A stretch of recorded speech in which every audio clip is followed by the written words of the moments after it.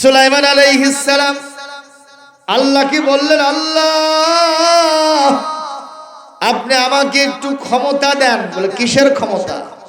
বলে আমি একটা জনসভা করব, সেই জনসভাতে আমি প্রধান বক্তা হিসেবে ওয়াজ করব, একটা মাহফিল করব।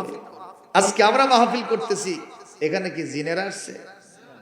গরু ছাগল কীট পতঙ্গ আমাদের ওয়াজ শুনতেছে যারা, তারা সব মানুষ। কথা কোন ঠিক কিনা? তাই অনেক মানুষকে আমরা বুঝাতে পারি না, ঠিক কিনা? যদি কুমিল্লায় যাই তো কুমিল্লার লোকেরা যদি প্রশ্ন করে, হুজুর বগুড়া থেকে আসছেন, একটু বগুড়ার ভাষায় কথা বল, তা আমরা যখন বলবো যে বগুড়ার ভাষায় কথা বলতে আপনারা বুঝবেন না, বগুড়ায় আমরা এমন ভাবে ভাষা বানাইছি, কথা বলেন ঠিক কিনা, এটা আপনারা বুঝবেন না। কয় না হুজুর একটু কম তো, একই দেশ তো বুঝবো না মানে। তখন বগুড়ার বক্তা বলছে, ভালো করে কান খাড়া করে, হে তুই আলুতে আলু অক্কেলি আলু। আপনারা তো বুঝেছেন, ওরা হা করে চাই আছে। তো বক্তা সাহেব জিজ্ঞেস করছে, আপনারা কি বুঝলেন? হুজুর শুনছি উত্তর অঞ্চল বগুড়া আলুর আবাদ খুব বেশি, এটা আলুর কারবার হয়েছে। আসলে কি আলুর কারবার? কিসের কারবার হয়েছে? তুই আসলি ওরা সাথে আনলি কেন? কথা কর না কেন? সুপ্রিয় উপস্থিতি, তাহলে আমরা মানুষকেই আমাদের ভাষা দিয়ে বুঝাতে পারি না, সেখানে সুলাইমান আলাইহিস সালাম সবাইকে তার ভাষা দিয়া তিনি ওয়াজ করে শোনাবেন। আল্লাহু আকবার। সেই ক্ষমতাটা কার কাছে চাচ্ছেন উনি? আল্লাহ পাক বললেন, সুলাইমান ঠিক আছে, পারমিশন দিলাম তোমাকে। সুলাইমান আলাইহিস সালামের জন্য আল্লাহ সমস্ত সৃষ্টিজীব আপাত দৃষ্টিতে যাদেরকে দেখা যায়, ওয়াহুশিরা লিসুলাইমান জুনুদুহু মিনাল জিন্নি ওয়াল ইনসি ওয়াত তায়রি ফাহুম ইউজাউন। সূরা নামল আয়াত নম্বর 17। যেরকম মারহাবা। সুলাইমানের সামনে উপস্থিত হয়ে গেল কে? মিনাল জিন্নি ওয়াল ইনসি ওয়াত তায়রি, মানুষ, জিন এবং পশু পাখি যা ছিল সবগুলি হাজির হয়ে গেছে। ফাহুম ইউজাউন, তারা কাতারে কাতার নিয়েছে, যার যার কাতারে সে দাঁড়ায় গেছে। আর সুলাইমান আলাইহিস সালাম বক্তব্য দিচ্ছেন। সুলাইমান ইসলাম একটু উপস্থিতি পর্যালোচনা, অ্যাটেন্ডেন্স নিচ্ছেন। তিনি এখন ঘুরতে ঘুরতে দেখলেন একদল পিপিলিকা, দুনিয়ার অন্যতম ছোট প্রাণী পিঁপড়া। ওরা কি একা হাঁটে না দলে দলে যায়? কোনদিন পিঁপড়াকে একা পাবেন না, ওরা দলে দলে যায়। একটাই কারণে, আমরা পৃথিবীর সবচাইতে ছোট প্রাণী। আমাদের থেকে যারা বড়, আমাদের দেখে কখনো তারা কেয়ারই করবে না, হুঁশ জ্ঞান করবে না, আমাদেরকে পদপিষ্ট করে মেরে শেষ করে দিবে। সুতরাং সবাই মিলে একসাথে যখন যাব, আমাদের অনেকগুলো দেখা যাবে। কথা বলেন ঠিক না ঠিক? সুতরাং এই মুহূর্তে আমাদের পতন হওয়ার সম্ভাবনা খুব কম। আজকেও গোটা পৃথিবীতে আমরা মানুষ, আমাদের থেকেও বড় প্রাণী আছে না নাই? কিন্তু আমাদের ভিতরে আকল, জ্ঞান শক্তি থাকার কারণে, বিবেক থাকার কারণে আল্লাহ পাক আমাদেরকে সব সৃষ্টিজীবের উপরে মর্যাদাবান করেছেন। সুবহানাল্লাহ। ওয়ালাকাদ কাররামনা বানি আদম ওয়া হামালনাহুম ফিল বাররি ওয়াল বাহরি ওয়া রাযাকনাহুম মিনাত তাইয়্যিবাতি ওয়া ফাদ্দালনাহুম আলা কাসীরিম মিম্মান খালাকনা তাফদীলা। একটু জোরে করে আল্লাহু আকবার। সূরা বানী ইসরাঈলের ৭০ নম্বর আয়াত।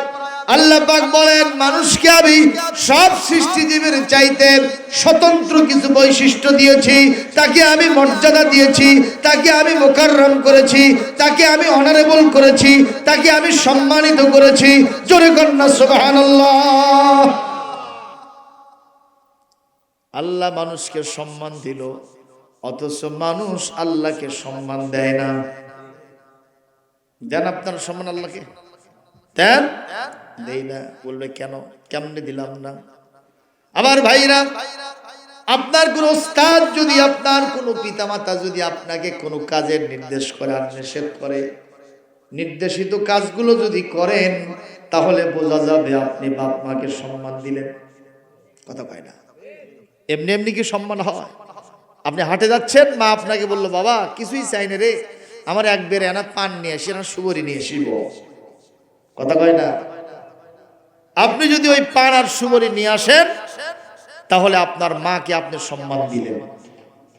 আর যদি একেবারে ঘুরায়া চোখ রাঙায়া কথা বলেন, তোমার আর কাম নাই, ভাতের চাউল নাই, তরি তরকারি নাই, কিসের দিয়ে আমি 500 টাকা পাইছি, আর এরই ভেতর থেকে তোমার এই 50 টাকা দিয়ে তোমার এক বেড়ে পান আনবো, তাহলে আমার বাজার হবে? তোমার পান ছাড়া চলে না, ভাত খায় বসো, পান পরে খাও। এরকম কিছু কুলঙ্গার মার্কা সন্তান আছে না নাই? অবশ্য কাহালু উপজেলা, দুপচাঁচিয়া উপজেলার নাই। এটা আছে? হ্যাঁ? আরে আর কয় যে আমি মাও খুব ভালোবাসি হুজুর, মাও ছাড়া থাকেরই পারি না। কি শয়তান চিন্তা করে বলেন তো? মায়ের কথা শুনলো না, বাপের কথা শুনলো না, করছে বাপ মাও ভালোবাসি, মর্যাদা দেই। দেওয়া কি হলো?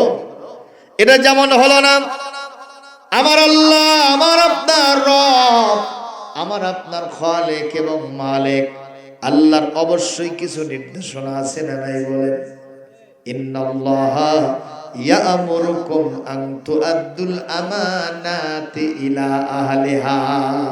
যাবতীয় আমানত সমূহ যার কাছে যাওয়া দরকার, যে প্রাপক, যে প্রাপ্য, এর অধিকার যে রাখে তাকে দিয়ে দাও।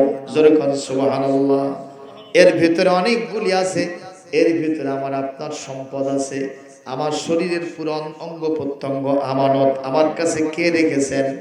আমার আহাল পরিবার, আমার স্ত্রী পুত্র যা আছে সব আমার কাছে আমানত। আমার ধন সম্পদ আল্লাহ কর্তৃক দেওয়া আমানত। এই আমানতের যদি আমি খেয়ানত করি, যথাযোগ্য যদি মর্যাদা রক্ষা না করি, আল্লাহর কাছে জবাব দিতে হবে। বলেন তো আমরা কি তাহলে আল্লাহকে সম্মান দিতে পারবো? আরো আছে, এই যে আগামী 12 তারিখ আসিতেছে, কথা কয় না? এটা কি হাতুরের বাড়ি মান্য পারেন নাই? এটাও একটা কি আমানত। বলবেন হুজুর এর মানে তো হলো সমর্থন, এটা আবার আমানত কেমনে হলো? বলে এটাও সমর্থন, একটা আমানত। মুসা আলাইহিস সালাম আর ফেরাউন দুইজন দুই মেরুতে অবস্থান করে, একজন আল্লাহর পক্ষে আর একজন হলো শয়তানের পক্ষে। কথা কয় না? কে আল্লাহর, কে শয়তান? মুসা আলাইহিস সালাম আল্লাহর পক্ষের শক্তি, আর ফেরাউন হলো শয়তানি শক্তি। কথা বল ঠিক কিনা? আর ফেরাউনের স্ত্রীর নাম ছিল হযরতে মা আসিয়া আলাইহাস সালাম। জোরে আল্লাহু আকবার। আসিয়া বলল, ফেরাউন যদিও আমি তোমার অধীনে থাকি, যদিও আমি তোমার স্ত্রী হই, আমি যদিও তোমার বাড়িতে থাকি, তারপরেও বলছে শোনো, এক আল্লাহর যিনি সাথী সঙ্গী, এক আল্লাহর পক্ষে যিনি আছেন, ওই মুসা ছাড়া আমি আর কাউকে বুঝি না। তাহলে আসিয়ার সমর্থন কি ফেরাউনকে দিল না মুসাকে দিল? যেই না উনি বলেছে আমি তোমাকে মানি না, আমি মুসাকে মানি, সঙ্গে সঙ্গে নির্যাতন শুরু হয়ে গেল। বলল আসিয়া এ কথার লোড কত তুমি কি জানো? কি হবে তোমার, বলো সেটা। কই কি সেটা? বলে আমার বাড়ি ছাড়তে হবে, আমার অধীনস্থ থাকতে পারবে না, তোমাকে আমি তালাক দিব। এগুলোর পরোয়া করি না, আমার হাওয়া করা। তোমার অধীনে থাকাই লাগবে এমনটা কি? তুমি যদি আমাকে ছেড়ে দাও, আল্লাহর কাছে আমার অনেক আশ্রয় আছে। ঠিক কিনা মুসলমান? একবার যা ইনসিস্ট করলো, আসিয়া মা শুনলেন না। একবার যে ফেরাউন সঙ্গে সঙ্গে তার জল্লাদদেরকে অর্ডার করলো, আসিয়াকে গ্রেফতার করো। অ্যারেস্ট করা হলো। বলে একটা তক্তার ভিতরে পেরেক মারো। একটা তক্তার ভিতরে চোখা চোখা পেরেক মারা হলো। আর বলল তক্তাটা উল্টায় দাও। উল্টায় দেওয়া হলো। মা আসিয়াকে নিয়ে এসে বলা হলো, আসিয়া, আমাকে সমর্থন না দিয়া তুমি মুসাকে সমর্থন দিছো, এর পরিণতি হলো এই যে চোখা চোখা পেরেক দেখতেছো, এখানে তোমাকে উন্মুক্ত শরীরে শোয়ায় দেওয়া হবে, আর লোহার হাতুড়ি দিয়া তোমাকে জম্মের মতো পিটানো হবে। যদি আমাকে সমর্থন না দাও, তার মানে আমাকে ভোট না দাও। কথা কয় না, কি না দাও? কি না দাও? সমর্থন মানে কি দেওয়া? আরো জোরে জড়ো হলো না? আরবিতে বলে রায়, আর কোরআনের ভাষা হলো আমানত। জোরে কান আল্লাহু আকবার। হযরতে আসিয়া সমর্থন কি ফেরাউনকে দিলেন না হযরত মুসাকে দিলেন? সমর্থন দেওয়া মানে কি দেওয়া? কথা কয় না, কি দেওয়া? আরবিতে বলে রায়, কোরআনের ভাষা আমানত, আর ইংরেজিতে বলে ভোট। এইটা দিলেন, যার কারণে তার জীবনে নেমে আসলো চরম নির্যাতন। ঠিক কিনা বলে? হযরত আসিয়া যখন ফেরাউনের সাথে একমত হলেন না, তখন জল্লাদদেরকে বলা হলো, ওই তক্তার উপরে আসিয়াকে শোয়ায় দাও। হযরত আসিয়ার শরীরের সমস্ত পোশাকগুলি খুলে তাকে যখন পেরাকের উপরে শুয়ে দেওয়া হয়েছে, বলেন তো কষ্ট আছে না নেই? আরে এই মুহূর্তে লোহার শলাকা দিয়া, লোহার হাতুড়ি দিয়া এমন ভাবে পিটানো আরম্ভ হয়েছে, এক একটা পেরেক হযরতে মা আসিয়ার শরীরের ভিতরে ঢুকে শরীর থেকে ফিনকি দিয়া রক্ত বের হয়ে আশেপাশের এলাকা রক্তস্নাত হয়ে গেছে। জোরে কর নাউযুবিল্লাহ, জোরে কর আল্লাহু আকবার। হযরত আসিয়া এই চরম নির্যাতনের মুখেও ফেরাউনকে সমর্থন না দিয়া তিনি বারবার মুসাকে সমর্থন দিয়েছেন। আল্লাহু আকবার। এইবার তিনি আল্লাহর কাছে একটা দোয়া করলেন। কোরআনে কারীম সূরাতুত তাহরিম আয়াত নম্বর 10 এবং 11 ভিতরে আসিয়ার সেই দোয়াটা আল্লাহ পাক আমাদের জন্য কোট করেছেন। সুবহানাল্লাহ। কোন হযরত আসিয়া বললেন, আল্লাহ পাক আয়াতের সূচনা ভাবে করেছেন, ওয়াদারাবাল্লাহু মাসালাল লিল্লাযীনা আমানু ইমরাআতা ফিরআউন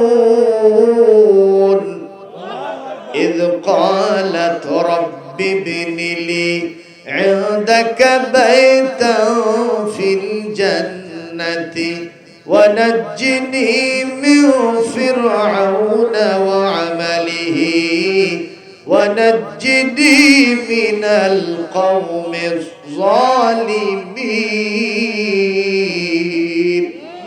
একটু জোরে করে আল্লাহু আকবার।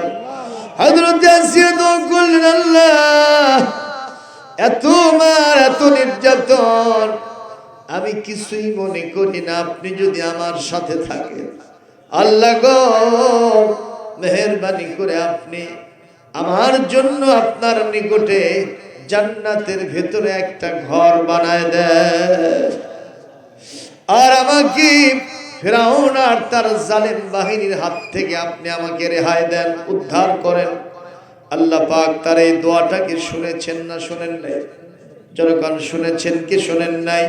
আল্লাহ রাব্বুল আলামিন কোরআনে কারীমের ভিতরে বলেন, وقال ربكم ادعوني أستجب لكم إن الذين يستكبرون عن عبادتي سيدخلون جهنم داخرين.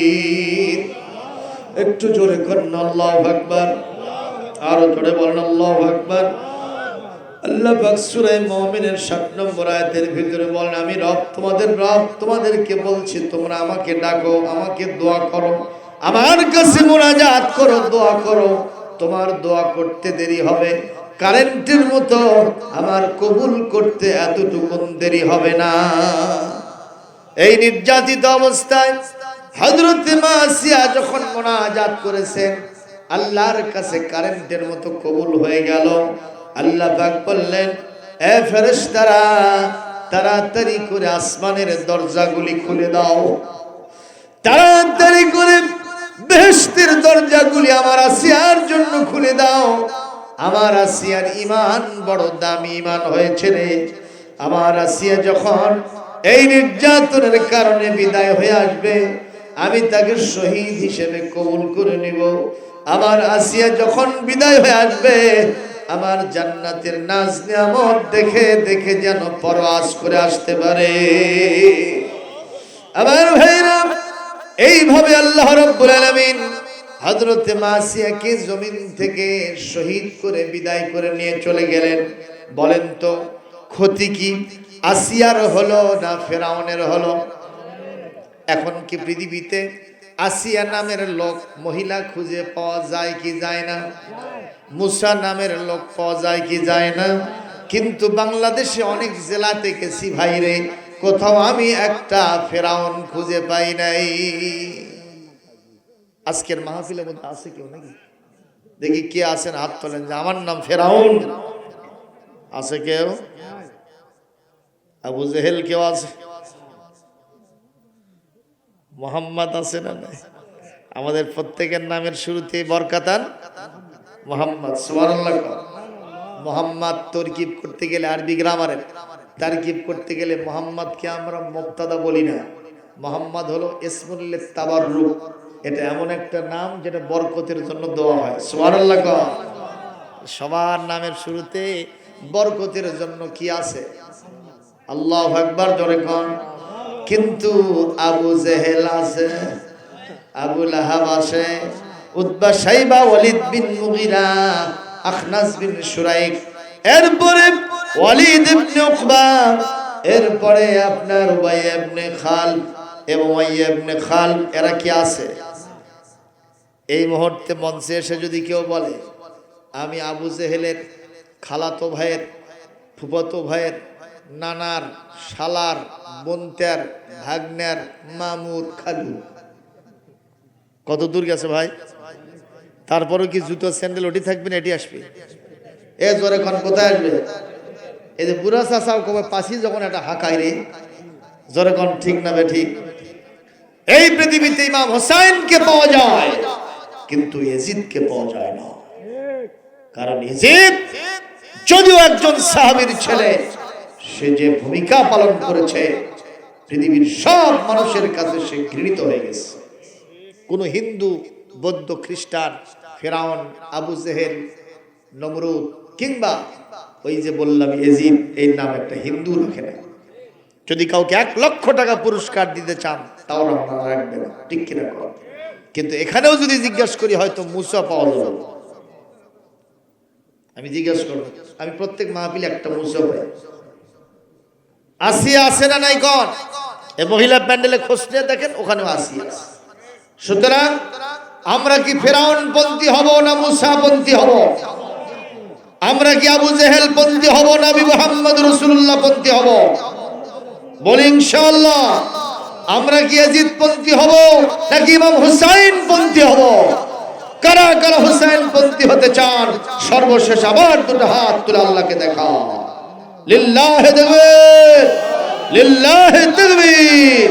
আমার নেতা, তোমার নেতা বিশ্ব নবী মুস্তাফা, নারে তাকবীর। যদি আমরা হুসাইন পন্থী হতে চাই, মুহাম্মদ রাসূলুল্লাহ পন্থী হতে চাই, হযরত মুসা, ঈসা, হযরত ইব্রাহিম পন্থী হতে চাই, তাহলে অবশ্যই ঐক্যবদ্ধ হওয়ার কোনো বিকল্প নেই। এই যে বলছিলাম হযরতে সুলাইমান আলাইহিস সালাম বক্তব্য দিচ্ছেন, ওখানে দেখতেছেন পিঁপড়ারা সব দল বেঁধে যায়, ঠিক কিনা? সুলাইমান আলাইহিস সালামকে আল্লাহ এত পাওয়ার দিছিলেন, শ্রবণ শক্তি, এত পাওয়ার। দেখেন ওই পিঁপড়া একজন আরেকজনের সাথে কথা বলতেছে। পিঁপড়ার ভাষা বোঝা এটা কি সোজা ক্ষমতা না খুব কঠিন ক্ষমতা? বেশি ক্ষমতা না? আমাদের দেশের শাসকেরা না র্যাব, পুলিশ, আর্মি, বিজিবিকে অর্ডার করলে ঠুস করে গুলি করে। এই পাওয়ার পায়া এক একজন অস্থির হয়ে যায়, আলেমকে জালেম বানায়। কথা কয় না? আলেমের গলায় ফাঁসির দড়ি দেয়, নিজেরা নিজেদের মসনদকে আপনার নির্ভেজাল করার জন্য, নিষ্কণ্টক করার জন্য হাজারো ষড়যন্ত্রের জাল করলো, কিন্তু সব ছিন্ন হইয়া দুপুরের রান্না করা খাবার পর্যন্ত পেটে গেল না। তাহলে প্রকৃত পরিকল্পনাকারী কে? আলহামদুলিল্লাহ, জোরে বল। প্রিয় উপস্থিতি, যে কথা বলছিলাম, হযরতে সুলাইমান আলাইহিস সালাম শুনলেন পিঁপড়ার সাথে কথা বলতেছে। এই অকালাত আন-নামলু, কি বলে? قالت نملة يا أيها النمل ادخلوا في السلك এইভাবে বলছে, ইয়া আইয়ুহান নামলু দুখুলু ফি মাসাকিনিকুম। জোরে করে আল্লাহু আকবার। এই পিঁপড়ার সাথে কথা বলে বলতেছে, এই পিঁপড়ার দলেরা, তোমরা তোমাদের গর্তের মধ্যে লুকাও। কেন? বলে এখানে ফেরাউন বাহিনী আছে, এই ফেরাউন বাহিনী তাদের পায়ের নিচে আমাদেরকে পিষ্ট করে ভর্তা বানায় ফেলবে, কাজী নিজেদের সেফটি ফার্স্ট নিজেরাই অবলম্বন করো। হযরত মুসা আলাইহিস সালাম ফাতাবাসসামা দাহিকাম মিন কওলিহা, পিঁপড়ার ভাষা শোনার পরে, বোঝার পরে উনি একটা মুস্কি হাসি মেরেছেন। জোরে বল সুবহানাল্লাহ। কি হাসি মারছেন? মুস্কি হাসি দিছে। কারণ ওনার মনে মনে চিন্তা, কি কথা রে, পিঁপড়া কথা বলতেছে, এসএমএস করতেছে, আর সেটা আমি বুঝতে পেরেছি। আলহামদুলিল্লাহ। সঙ্গে সঙ্গে উনি কিন্তু উল্টা পাল্টা করেন নাই। এত বেশি ক্ষমতা পাওয়ার পরেও কি করেছেন? আল্লাহ কোরআনে বলছেন, সূরা নমলের 17 নম্বর আয়াত থেকে ঠিক 45 নম্বর আয়াত পর্যন্ত ঘটনা এসেছে। এই মুহূর্তে তিনি আল্লাহর কাছে বললেন, রব্বি আউজি'নি আন আশকুরা নি'মাতাকাল্লাতী আন'আমতা আলাইয়া ওয়া আলা ওয়ালিদাইয়া ওয়া আন আ'মালা সালিহান তারদাহু। একটু জোরে করে আল্লাহু আকবার। ওয়া আদখিলনি ফি ইবাদিকা وأدخلني في عبادك وأدخلني من عبادك الصالحين।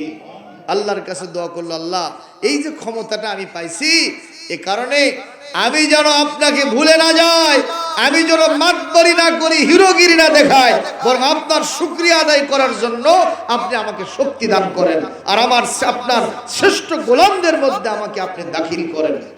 সুবহানাল্লাহ। তাহলে বোঝা গেল, ক্ষমতা পাওয়ার পরে যদি কেউ আল্লাহর শুকরিয়া আদায় করে, আল্লাহ তার ক্ষমতার দৌড় আরো বাড়ায় দেয়। এটা আলহামদুলিল্লাহ করে। আচ্ছা, এখান থেকে আমি একটা সবক দেওয়ার জন্য এই ঘটনাটা নিয়ে আসছি।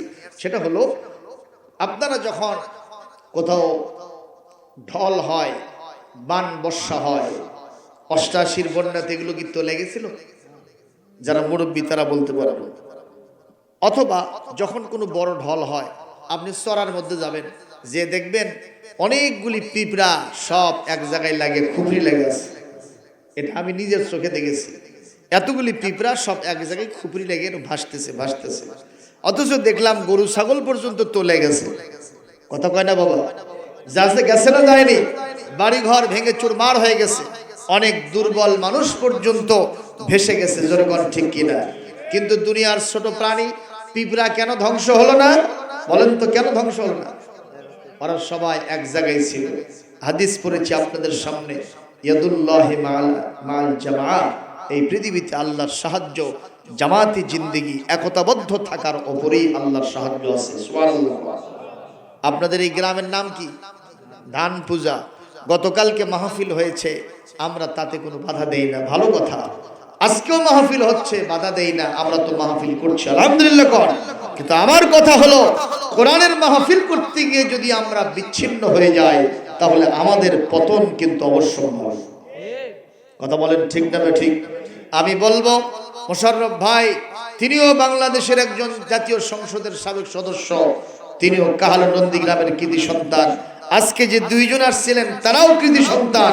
আমি মনে করব যারা ফ্যাসিস্ট তারা এই জমিন থেকে পালায় চলে গেছে, এখন যারাই আছে তারাই এই দেশের সবচাইতে মুহিব্বিন ভালোবাসার লোক। যেরকম ঠিক কিনা? আমাদের মধ্যে যদি চুলোচুলি কিলে কিলে হয় তাহলে কিন্তু লক্ষণ খুবই খারাপ। এই পোস্টার হয়েছে বহুত আগে, ঠিক কিনা কর? ঠিক কিনা? আমি তো দেখতে পাচ্ছি এই পোস্টারের সর্বপ্রথম মোশাররফ ভাইয়ের নামই আছে, আলহামদুলিল্লাহ।